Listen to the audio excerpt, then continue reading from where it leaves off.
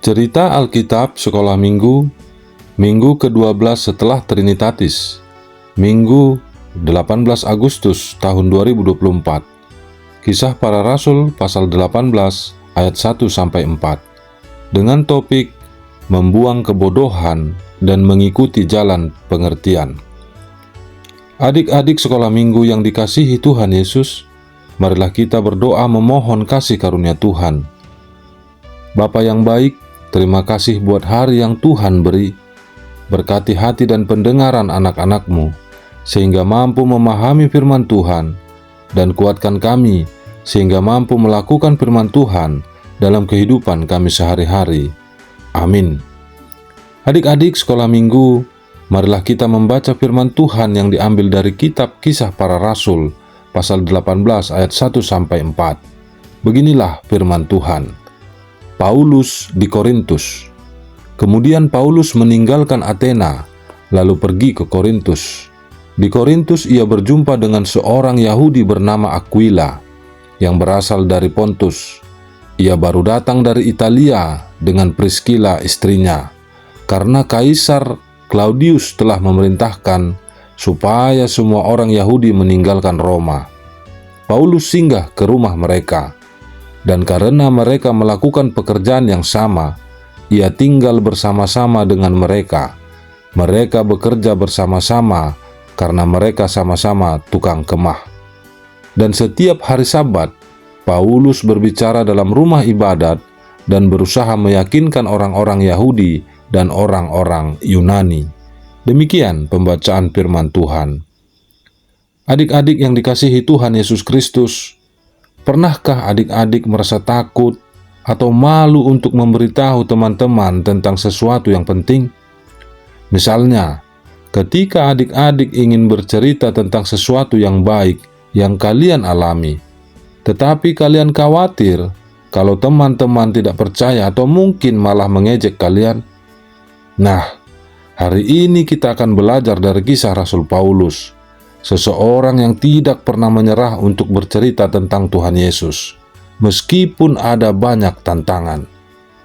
Suatu hari, Paulus pergi ke sebuah kota yang besar dan ramai yang bernama Korintus. Kota ini sangat ramai, seperti pasar yang penuh dengan orang-orang. Bayangkan kalau kalian berada di pasar yang sangat besar. Ada banyak orang yang berbeda-beda, dan tidak semua mengenal kalian. Itu pasti bisa membuat kalian merasa sendirian, kan? Nah, adik-adik, Paulus tahu bahwa di Korintus banyak orang yang belum mengenal Tuhan Yesus. Tetapi Paulus tidak merasa takut. Dia mulai mencari teman baru dan bertemu dengan dua orang yang bernama Aquila dan Priscilla. Mereka juga adalah pengikut Tuhan Yesus dan memiliki pekerjaan sebagai pembuat tenda dalam perkemahan. Paulus bergabung dengan mereka dan bekerja bersama-sama mereka. Adik-adik, setiap hari Sabat, Paulus pergi ke rumah ibadat, sama seperti kita pergi ke gereja pada hari Minggu. Di sana, Paulus menceritakan tentang Tuhan Yesus kepada semua orang. Tetapi tidak semua orang yang ada pada saat itu mau mendengarkan Paulus. Ada yang tidak percaya, ada yang bahkan marah. Namun, Paulus tidak menyerah. Dia tahu bahwa Tuhan Yesus mengasihi semua orang, dan Paulus ingin semua orang tahu tentang kasih Tuhan.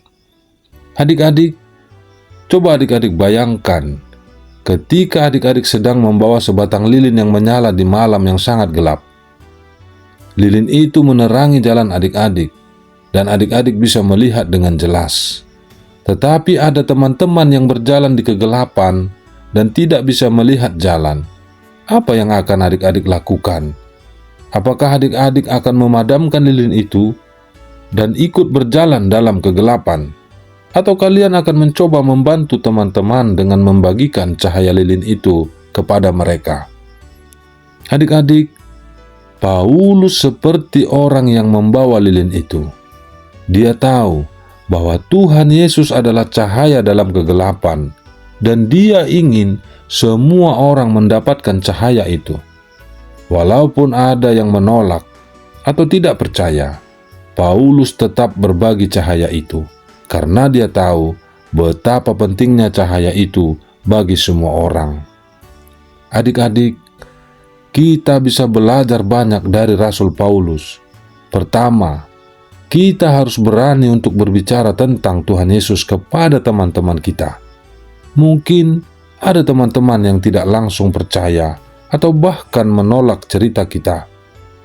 Tetapi kita tidak boleh menyerah. Seperti Rasul Paulus, kita harus terus berusaha.